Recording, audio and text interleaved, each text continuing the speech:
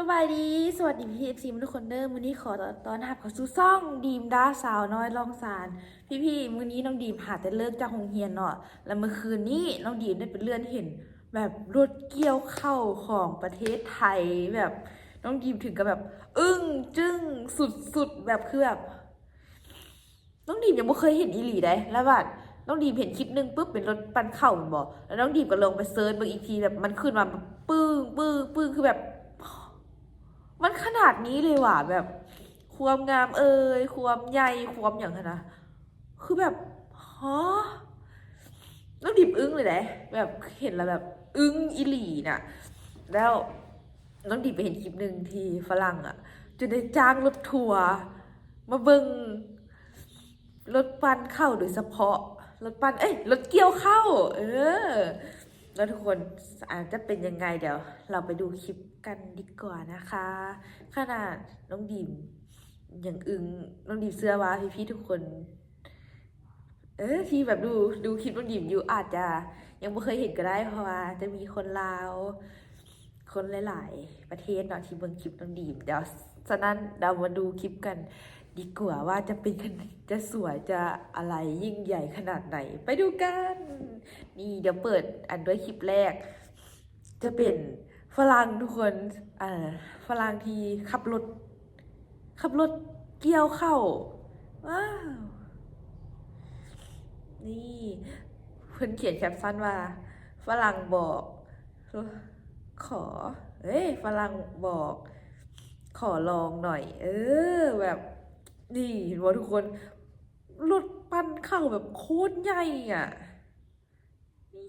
ใช่ไหมเดี๋ยวดูคลิปต่อไปนี่อันนี้จะเป็นแบบฝรั่งไม่เคยเห็นรถเกี่ยวข้าวนี่ทุกคนเห็นบ่เออ น่าจะมาเป็นครอบครัวเลยแหละ นี่พาลุงพาหลานมาอีกพลังดูอันนี้จะเป็นคลิปที่เพื่อนมานะเพื่อนน่าจะเป็นแฟนของคนไทยหรือเปล่านี่เพื่อนเขียนว่าผู้บ่าวฝรั่งกับรถเกี่ยวข้าวบอกแคปชั่นละนี่แล้วเขียนอยู่ข้างหน้าว่าอยากได้เมือบ้านนำค่อยละเมือยแบบ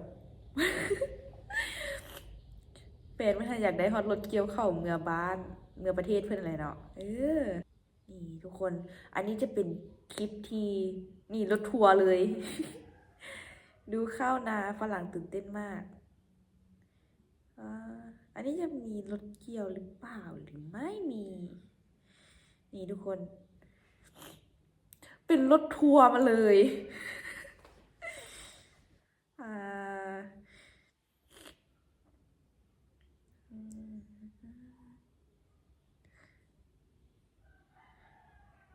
ฝรั่งตื่นเต้นมาก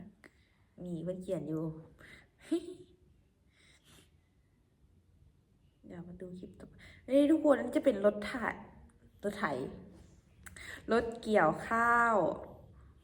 นี่เพื่อนจะเกี่ยวแบบนี้เลย แบบเมื่อคืนแบบน้องดีมวนแบบเบิ้งหลายคลิปเลยแหละแล้วน้องดีมก็เลย เอามาทำดีกว่าแบบ ขนาดมันงามขนาดนี้น้องดีมหาแต่รู้จักละอีกหลายๆคนน่าจะยังบ่รู้จักกะเอามาทำดีกว่านี่ทุกคนเว้ยรถคันก็งามเลิศเนาะเออนี่ทุกคนมึงเครื่องจักรสวยมากพูดนะคันมันก็ใหญ่ดีทุกคนมันจะเกี่ยวนี่ไอ้ยมันเป็นเม็ดออกเลยว่ะเกี่ยวละเกี่ยวพร้อมปั้นติทุกคนรถเกี่ยวข้าวเจ๋งมากเกี่ยวปุ๊บปั้นออกมาเป็นเม็ดเลย เราไม่ต้องไปปั่นข้าวเราแบบเอารถนี่เกี่ยวแล้วก็ปั่นให้มาเลยสุดยอดวู้คันใหญ่ตีนมันคล้ายๆรถจุกเลยเนาะเบ้อทุกคนค่ารถกับค่าแต่งนี่น่าจะพอๆกันเลยมั้งเพิ่งมีประกวดแค่อันนี้บ่แบบรถเกี่ยวข้าวประกวดรถเกี่ยวข้าว เบิ่งคันใดก็จัดเต็มขนาดทั้งเครื่องทั้งโอ้สุดยอด นี่คลิปหนึ่งจะเป็นนี่ทุกคน รถทัวร์บ่ฝรั่งเอารถทัวร์มาเบิ่งแบบรถเกี่ยวข้าว ถ้าเป็นน้องดีมถามว่า ถ้ามีอยู่บ้านแล้วดีสิเบิ่งบอลน้องดีมตอบไปเลยว่า จะไปดู เพราะว่าตอนน้อยน่ะบ่เคยเห็นรถจกเว้ยแล้วพอมีรถจกมาบ่แล้วน้องดีมน้องด้าก็จะไปจุ้มเบิ่งมันตักขี้ดินมา อันนี้ก็เป็นรถเกี่ยวข้าวท่านมีอยู่บ้านแล้วดีน้องดีมก็อยากไปเห็น อันนี้ทุกคนอ่านเม้นต์และตลกเลยนี่ที่มาของคำ หลงแขกด้วยเกี่ยวค่ะอันนี้โบแมนอืม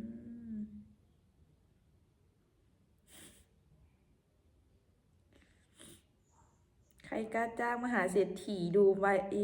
าเกี่ยวข้าวให้ต้องรวยกว่าแน่ๆ ทุกคนคลิปนี้แบบเป็นคนดูใบมาเกี่ยวข้าวแล้วแบบมีคนเมียนว่า ใครกล้าจ้างมหาเศรษฐีดูใบมาเกี่ยวข้าว ต้องรวยกว่าแน่ๆว่าซ่าน นี่อันนี้จะแบบเกี่ยวไปเต้นไปทุกคนพุ่นนะเข้าเอาเป็นเม็ดเป็นเม็ดเลยอ่ะบ่ถ้าไปปั้นเอออันนี้แบบเกี่ยวพร้อมปั้นให้เลยคัก ผู้เกี่ยวก็เกี่ยวไปผู้เต้นให้กำลังใจก็เต้นไป เลิศใช่ไหมล่ะว่าทุกคนคันมันก็ใหญ่นะพูดนะไม่เข้าออกเป็นจังซี่เลยคักเนาะ very good อยากคลิปต่อไป อันนี้ก็จะเป็นคลิปที่ฝรั่งเพิ่นมาเบิ่งกันเกี่ยวข้าวรถเกี่ยวข้าวอะไรเนาะนี่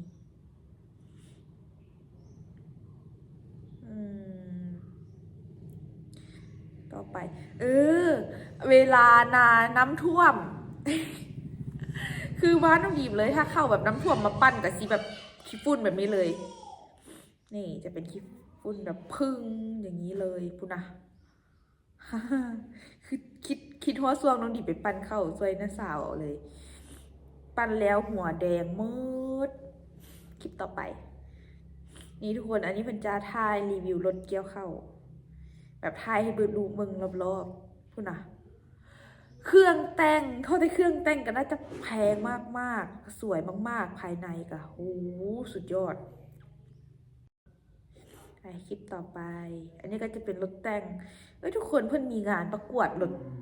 รถเกี่ยวเข้าว่าแบบถ้าแต่งงามๆเราไปประกวดเนาะคุณนะยกได้อีกตีรถจกเลย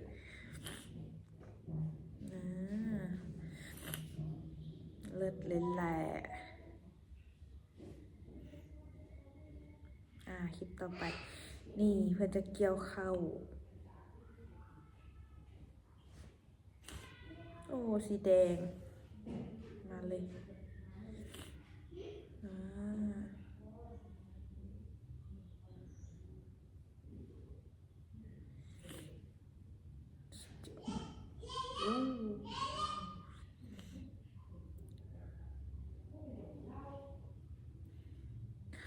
ปาดคันบ่ค่อยใหญ่นะไหมอันเกียวอยู่ลุมอันท้องเข้าอยู่ถึงเลิศเนาะต่อไป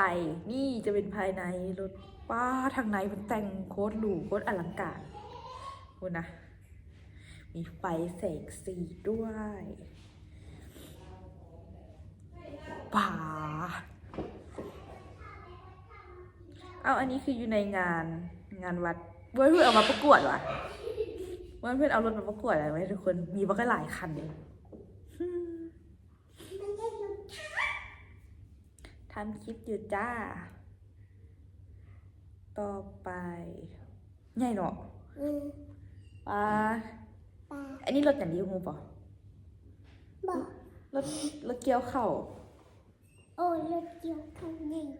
เนาะมันใหญ่เลยแต่นั้นคือวันน้อยอยู่ คลิปนี้จะเป็นคลิปพลังเพิ่นเกี่ยวเข้าว เพิ่นยิ้มแดด อ่า คนผู้หญิงดีจีแล้ว ทุกคนดีว่าบอกคล้ายๆสุดนักโทษแหละนุ่งสีเดียวกันเป๊ะ แต่อาจจะยังนะแบบว่าเล่นๆไง เออน่าหักเนาะแบบฟิลแบบบ่ฮู้เกี่ยวแต่ก็อยากเกี่ยวหั่นน่ะน่ะเออ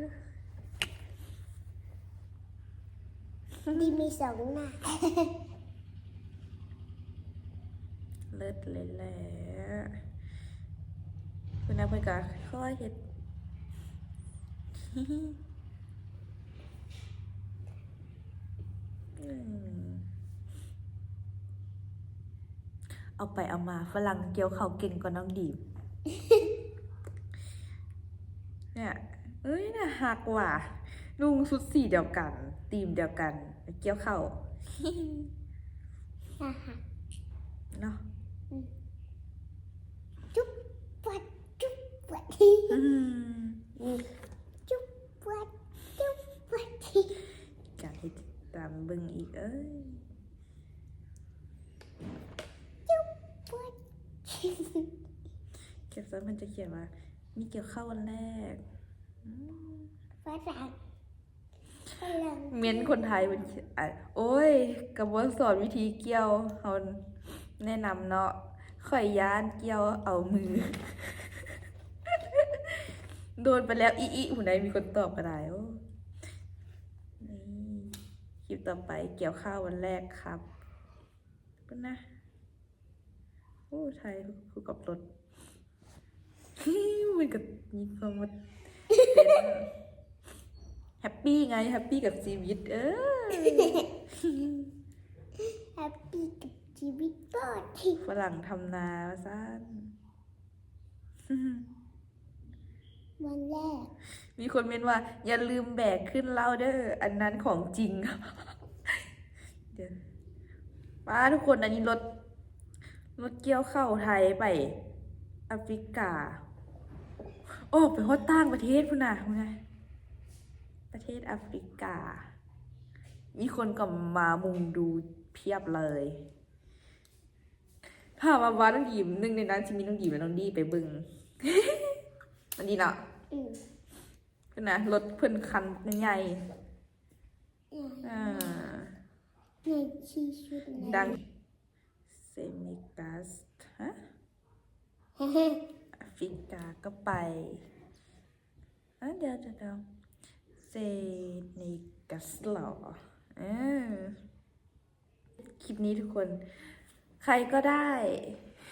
พานางไปขับรถเกี่ยวข้าวทีแบบว่า เพื่อนน่าจะมากับแฟนฝรั่งแล้วแฟนฝรั่งเพื่อนอะอยากขับรถเกี่ยวข้าวตัวนี้ Amazing Thailand จากพ่อดี อืม ดี ฮะโอเคแล้วทุกคน คลิปเกี่ยวข้าวน้องทีมคลิปเกี่ยวข้าวสัตว์รถเกี่ยวข้าวน้องทีมก็ได้ เอามาที่ซัมนีเนาะแต่ก็ยังมีอีกหลายๆแบบ ทุกคนสามารถแบบไปเสิร์ชเบิ่งได้เลย คือซัมนี่ก็แบบ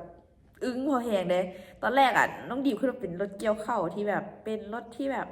กะน้อยๆบ่ใหญ่เนาะแต่บัดมันขึ้นฟีดน้องดีมมา รถเกี่ยวข้าวอีหลีอยู่ดีนะแบบ มันทั้งใหญ่ทั้งแต่งแบบโคตรที่จะหรูอ่ะ เหมือนรถจักร เนาะ ยาน แล้วแบบน้องดีมเห็นอ่ะ แล้วจะแบบเกี่ยวไปนำปั้นไปนำแบบได้เป็นเม็ดเข้าเลยแบบเฮาบ่ท่าได้มามัดบ่ได้มามัดเข้าไปตากว่าสิได้ไปปั้นรถเพิ่นโคตรสุดยอดอ่ะ น้องดีก็หาแต่กลับมาจังเฮียนน้องดีก็หาแต่กลับมาจังเฮียน แล้วก็มาถ่ายคลิปนี้ แล้วทุกคนมีความคิดแนวคิดจังไดก็เม้นมาพูดคุยด้วยกันนะคะ ส่วนน้องดีมแบบโคตรที่จะอึ้งอ่ะ แล้วก็งามเลยบ่ได้ใจว่าเพิ่นแบบมีการแต่งและประกวดบอเพราะว่ามีคลิปหนึ่งน้องดีมเห็นเพิ่นไปจอดยงงานวัด แล้วก็จะมีหลายๆคันออมที่หันแต่งสวยทุกคันเนาะทุกคนเนาะโอเคสำหรับคลิปนี้น้องดีมและน้องดีก็สิขอตัวลาไปก่อนฝากพี่ FC ทุกคนกดไลค์กดแชร์กด Subscribe เพื่อเป็นกำลังใจให้น้องดีมทำคลิปต่อๆไปด้วยนะคะสำหรับวันนี้ก็สวัสดีนะคะบ๊ายบายเจอกันคลิปหน้านะคะ เดี๋ยวเราดีมกับน้องดีจะไปเฮ็ดเวียกงานเนาะดีจะไปร้านเพลสดีแมันบ่ จุบลาเด้ให้พร้อมกัน1 2 3บ๊ายบาย